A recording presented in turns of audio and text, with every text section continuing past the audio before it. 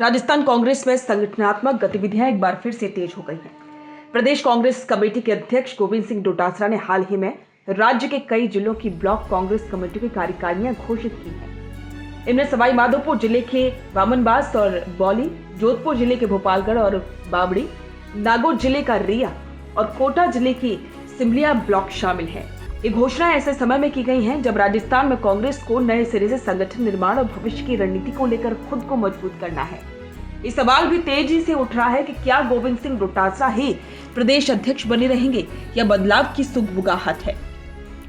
राजनीति में कोई भी निर्णय केवल प्रशासनिक नहीं होता, उसके पीछे एक संदेश होता है।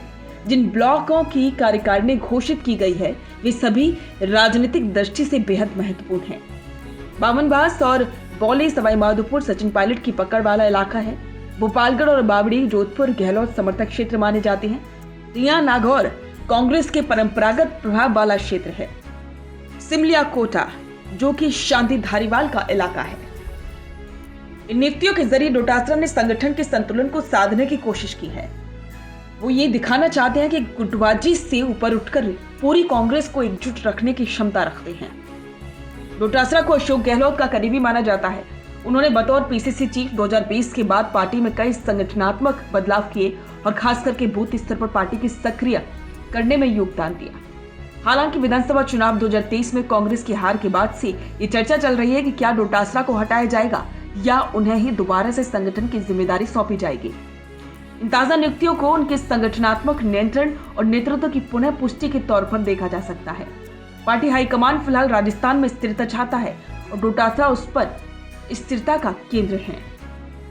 किसी भी प्रदेश अध्यक्ष के कार्यकाल को सबसे बड़ा समर्थन तब मिलता है जब हाईकमान उसे संगठन में बदलाव की खुली छूट देता है। डोटासरा को विभिन्न जिलों की कार्यकारिणियां घोषित करने का जो अधिकार मिला है उससे ये स्पष्ट है कि अभी तक पार्टी नेतृत्व उनके ऊपर भरोसा बनाए हुए है।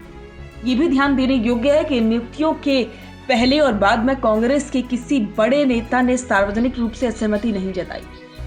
सचिन पायलट और अन्य नेताओं की ओर से कोई प्रतिक्रिया नहीं आना, इसे एक टेक्निकल साइलेंस के रूप में देखा जा सकता है। हालांकि डोटासरा के नेतृत्व में संगठन मजबूत हुआ, लेकिन 2023 के विधानसभा चुनाव में कांग्रेस सत्ता गंवा बैठी।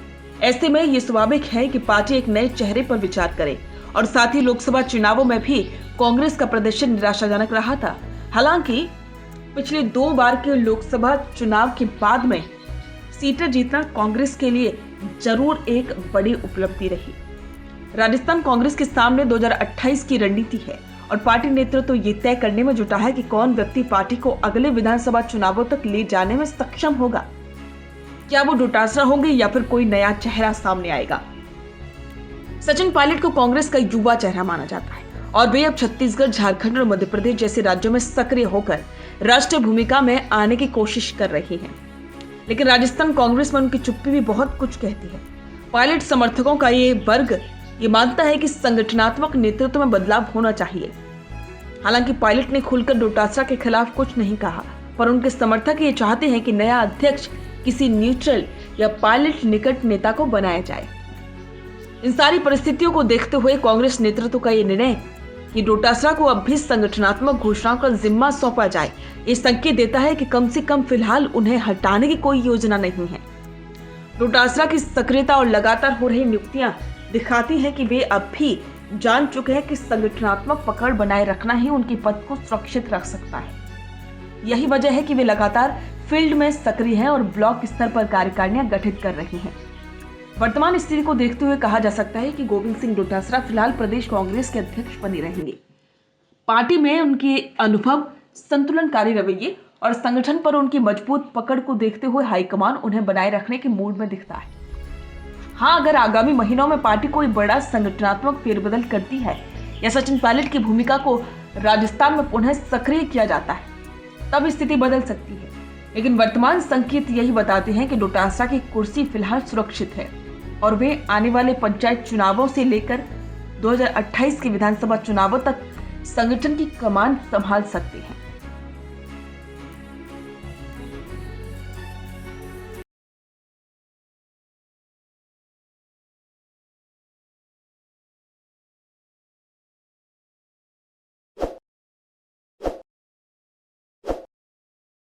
ताज़ा खबरों के लिए विजिट करें द फैक्ट इंडिया की वेबसाइट और डाउनलोड करें द फैक्ट इंडिया ऐप।